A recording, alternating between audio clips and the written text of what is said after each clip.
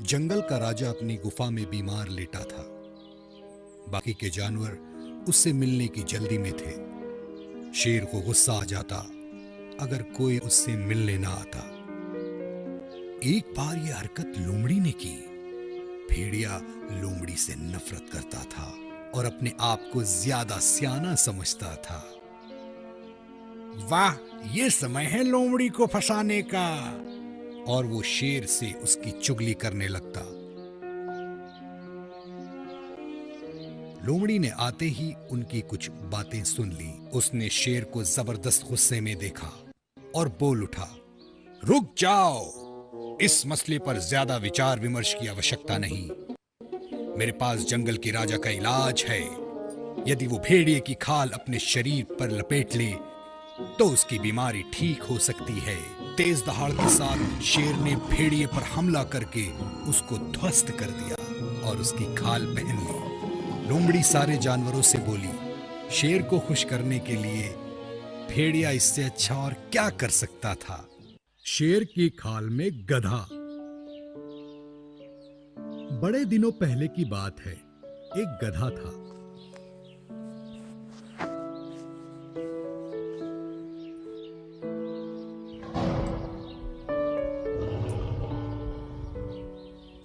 उसने अपने आप को शेर की खाल में ढांप लिया। बाकी लोग उससे डरने लगे। सोचा कि गधा असली शेर है।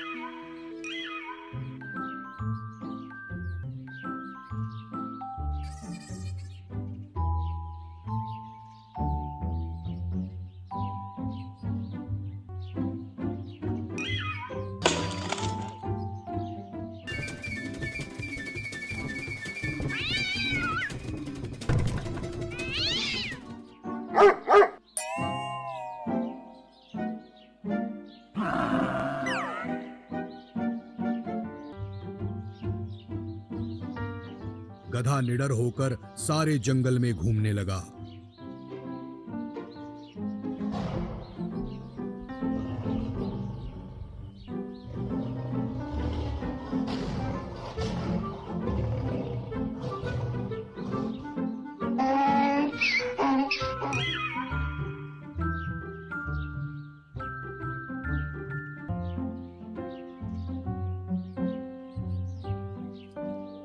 एक दिन गधे को तेज छींक आई और शेर की खाल उसके बदन से उड़ गई। उसकी पोल सबके सामने खुल गई। सारे लोग बोले, अरे हम तो इसे शेर समझते थे, ये तो गधा निकला। गधे को गांव से बाहर निकाल दिया गया। एक बार की बात है, जंगल में एक लोमड़ी थी जिसका नाम गुमाया था। वो कई दिनों से भूखी थी। चमकते सूरज की गर्मी तले लोमड़ी धीरे धीरे चल रही थी। भूख से मुंह में पानी आ रहा था। वाह, खाना मुझे चाहिए। कितने दिन हो गए खाना नहीं खाया। तभी उसकी नजर एक खरगोश पे पड़ती है जो बड़ी मस्ती से गाजर चबा रहा होता है। उसको लोमड़ी के पास होने का बिल्कुल पता नहीं होता। अरे खरगोश, ये मेरा खाना बन सकता है। सावधानी से काम लेना होगा। लोमड़ी झुक के धीरे से चलने लगती है और आगे जाके रेंगते हुए खरगोश के पास जाती है।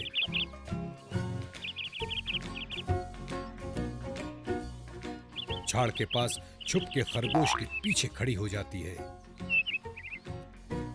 खरगोश को आवाज आती है और वो इधर उधर देखने लगता है। अरे ये कैसी आवाज है? खरगोश उठता है और लोमड़ी झाड़ से बाहर आती है और खरगोश के पीछे अपने बदन को सिकोड़ कर खड़ी हो जाती है। खरगोश दाएं देखता है, लोमड़ी बाएं खिसक जाती है। खरगोश बाएं देखता है, लोमड़ी दाएं खिसक जाती है। खरगोश को शक होता है और वो मुड़ता है। लोमड़ी खरगोश पर आक्रमण करती है। खरगोश लोमड़ी के मुंह में दांतों के बीच गाजर अटका देता है। लोमड़ी फंसी हुई गाजर से संघर्ष करती है। उतने में खरगोश भाग जाता है। बड़ी कठिनाई के बाद लोमड़ी अपना मुंह बंद कर गाजर को तोड़कर गिरा देती है।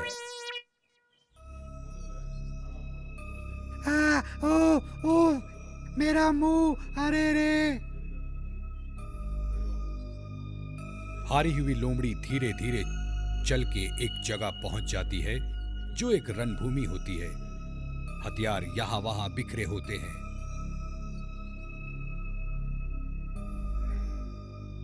खाने की खोज में लोमड़ी एक खाली मैदान पहुंच जाती है जहां कभी युद्ध हुआ था। कुमाया को युद्ध के बारे में कुछ नहीं पता होता। वो खाना ढूंढने लगी। इतनी चीजें हैं यहाँ, मगर कोई ऐसी नहीं जो मैं खा सकूं।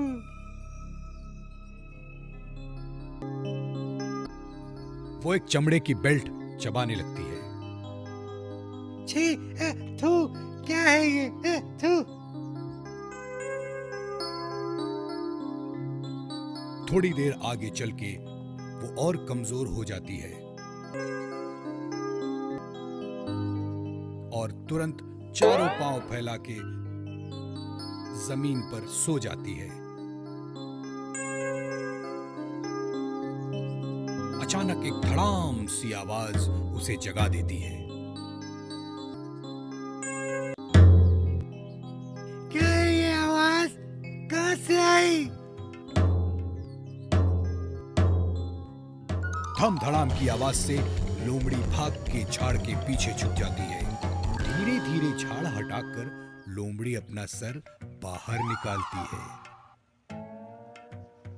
आई। आवाज के कम होने से उसका भय कम होता है और खुल के अपने बदन को फैलाकर दाएं बाएं देखती है और कुछ सूंघने लगती है।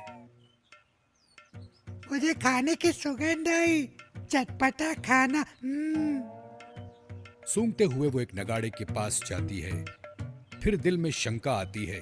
पास जाकर फिर सूंघती है। फिर पूरे विश्वास होने पर छलांग नगाड़े के ऊपर लगाती है। धड़ाम धड़ाम आवाज आती है। भूत, भूत, भागो भूत। तेजी से दौड़ के पेड़ के पीछे छुप जाती है। सांस फूल जाती है और हाँफने लगती है। फिर धीरे से बाहर आके नगाड़े को देखती है। सब कुछ शांत होता है। फिर धीरे से नगाड़े के पास जाती है। कौन हो तुम? इस जंगल में तुम्हारा क्या काम? नगाड़ा शांत होता है। जवाब दो, मैं आक्रमण करूंगी। नगाड़ा शांत होता है। गुस्सा होके फिर छलांग लगाती है। फिर धड़ाम धड़ाम की आवाज और फिर वापस कूद जाती है।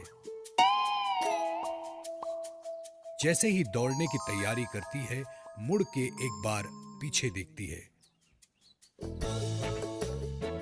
फिर करीब जाती है और अपने पंजे से नगाड़े पर वार करती है और वही धड़ाम की आवाज। इस पे तो कोई भी चीज की धमक से आवाज आती है। फिर वो छलांग लगाती है और नगाड़ा पीटने लगती है। अचानक नगाड़ा हिलने डुलने लगता है और हिल डुल कर गिर जाता है। नगाड़ा घूमता हुआ गिरता है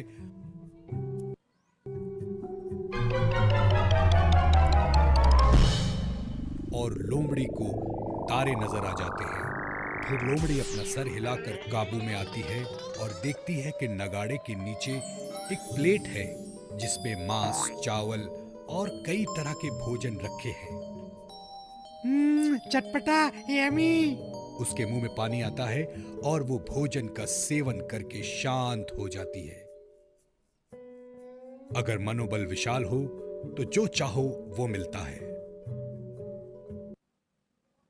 बुद्धू गधा, हद से ज्यादा चालाकी का परिणाम सबको भुगतना पड़ता है। चलिए कहानी के माध्यम से इसको समझाया जाए। एक बार की बात है, एक गधा था जिसका मालिक नमक का व्यापारी था। वो शहर से नमक खरीद कर गांव में लाभ करके बेचता था और अपने धंधे के लिए गधे का प्रयोग करता था। एक बार नमक खरीद कर उसने गधे पे लाद दिया और गधा गांव की तरफ निकल पड़ा। सामने एक नदी दिखी।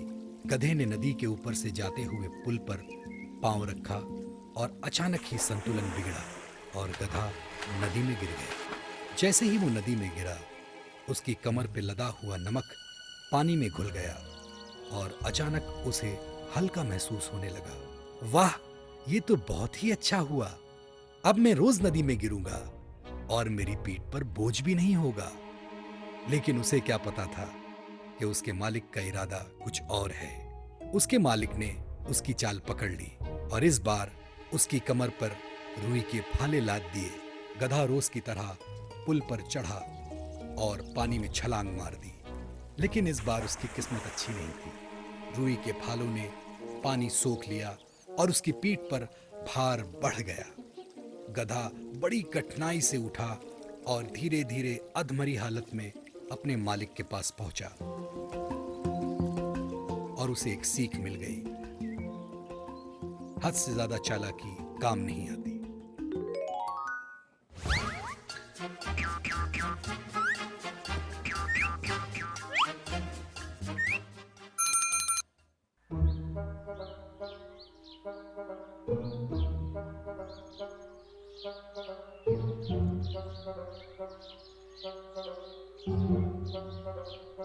सर्दियों के दिन थे।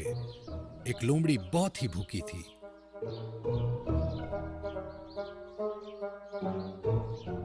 अब मुझे क्या मिलेगा? अफसोस जताते हुए बोली। लेकिन जैसे ही एक बालूत के पेड़ के पास से गुजरी, उसकी नाक सिकुड़ गई। उसे कुछ स्वादिष्ट व्यंजन की सुगंध आई।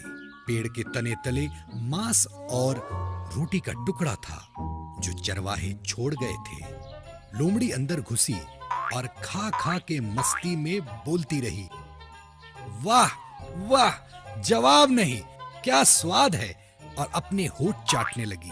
खा खा के जब सब खत्म कर दिया तो पेड़ के तने से बाहर निकलने का सोचा। लेकिन तब तक लोमड़ी का पेट फूल चुका था और उस पेड़ के तने में फंस गई। ये देखकर मक्खियां हंसने लगी और उसका मजाक उड़ाने लगी। मक्खी ने कहा, तुम तब तक फंसे रहोगे जब तक फिर से पतले नहीं हो जाते। और जब तक लोमड़ी दुबली हुई, उसको फिर से भूख लगा।